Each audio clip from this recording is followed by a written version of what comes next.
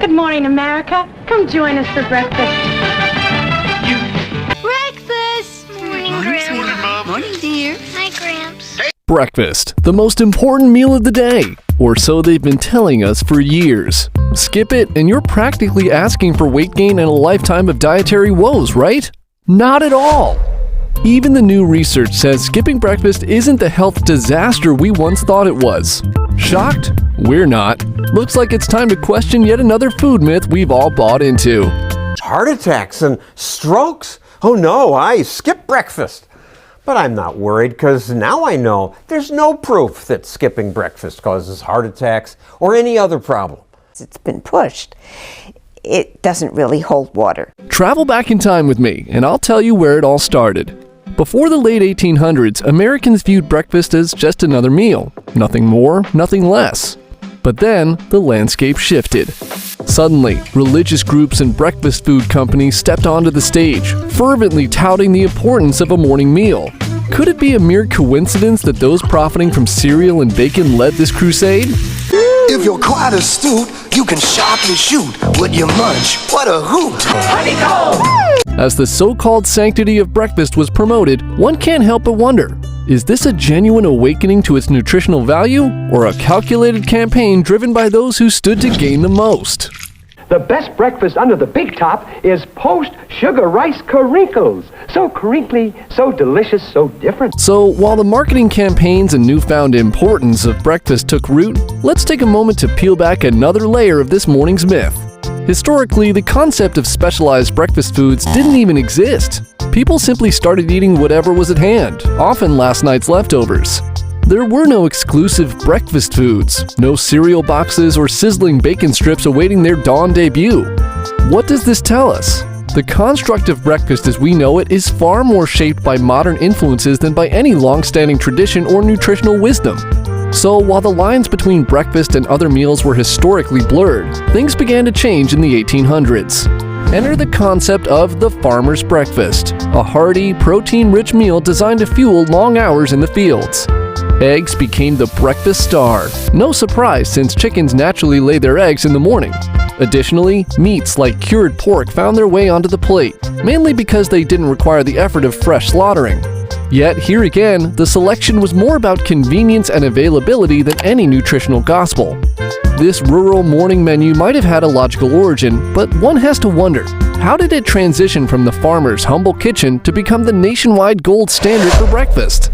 Foods you need to keep you healthy. I love being healthy. Today, the protein foods, they help you grow. I love to grow. So, as America's workforce migrated from the farm to the factory and the office, the narrative took a sudden flip. The farmer's breakfast that was once the epitome of morning sustenance was suddenly a cast-off, blamed for a host of stomach issues. Cue the era of the light breakfast, as if a bowl of cereal could replace the hearty meals that fueled a nation. Who decided that lighter was better? Was it really about our well-being? Or was this just another convenient storyline perfectly timed with America's industrial shift? And this is where things get really interesting. Just as America's morning meal was undergoing a public relations makeover, the Seventh-day Adventists, a health-focused religious group, came to steal the spotlight.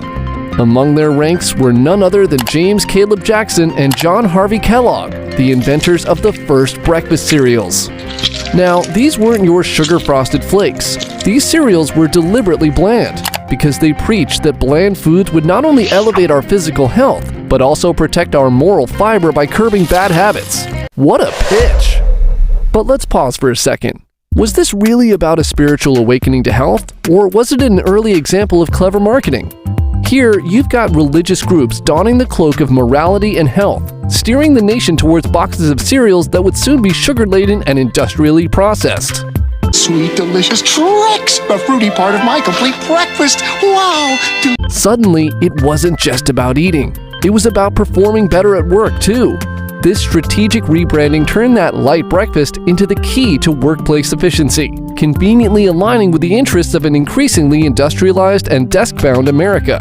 How seamlessly the priority shifted, almost as if they were scripted to match the changing face of the American workforce. And then the 1940s hit, a defining decade where the discovery of vitamins gave the breakfast industry its next big selling point. cereals got a vitamin-fueled makeover, and just like that, were catapulted from mere morning fare to a so-called health necessity. And the timing couldn't have been more perfect. Women were increasingly stepping into the workforce due to the war effort. Conveniently, cereal became the go-to solution for busy moms, a quick and nutritious fix for the kids. In one fell swoop, breakfast cereals weren't just a meal, they became an emblem of modern, efficient parenting.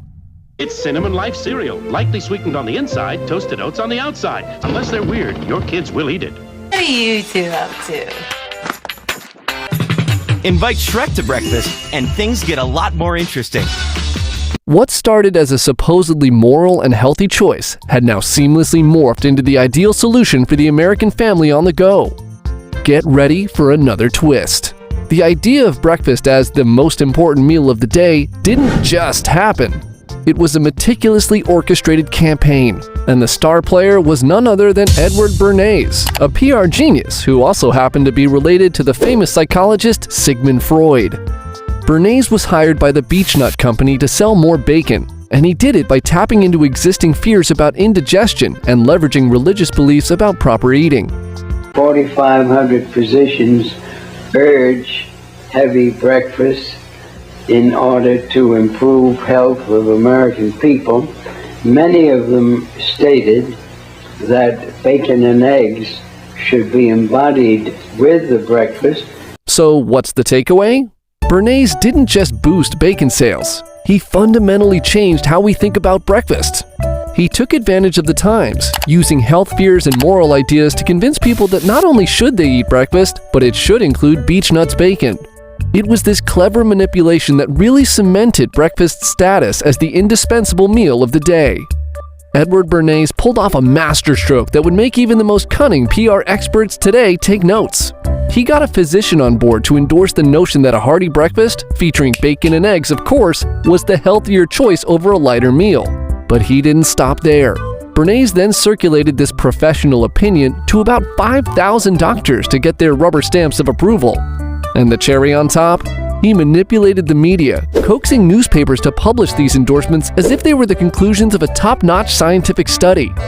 Bacon and eggs were back in the limelight, not just as a culinary trend, but as a medically endorsed diet. This move didn't just revive bacon and eggs, it lent further credibility to the idea that breakfast wasn't just essential, it was doctor recommended. And that's the secret story of America's breakfast obsession. From religious zealots peddling cereals to improve your morals, to breakfast becoming a factory worker's nightmare, to the cunning PR moves that placed bacon and eggs back on your morning table. You've been fed not just food, but a narrative. A narrative woven together by advertising execs, giant corporations, and even doctors looking the other way. At McDonald's, we're fixing a hot, delicious breakfast just for you. Fresh scrambled eggs, hot cakes and sausage, our own Egg McMuffin, lots of Danish pastries. Try it. You thought you were eating to fuel your day? Not really. You've been fueling an industry that has been playing puppeteer, pulling strings behind a smokescreen of health claims and nutritional guidance. And we've just exposed the breakfast myths of America, which is nothing but a total scam, a masterclass in manipulation that would make even Machiavelli blush. The grand illusion has been shattered. The curtain has been pulled back. The choice is now yours. Will you continue to spoon-feed on the dietary dogmas spoon-fed to you since childhood? Or will you dare to question, dare to defy, and dare to take control of what you eat without the shackles of misleading marketing and biased science? Before you dash off to reevaluate your breakfast choices, take a moment to hit that like button if this video shattered some of your food myths. And don't forget to subscribe so you're always in the loop when we expose another facet of conventional wisdom. Trust me, you won't want to miss what we're serving up next. Stay curious, stay skeptical, and stay tuned.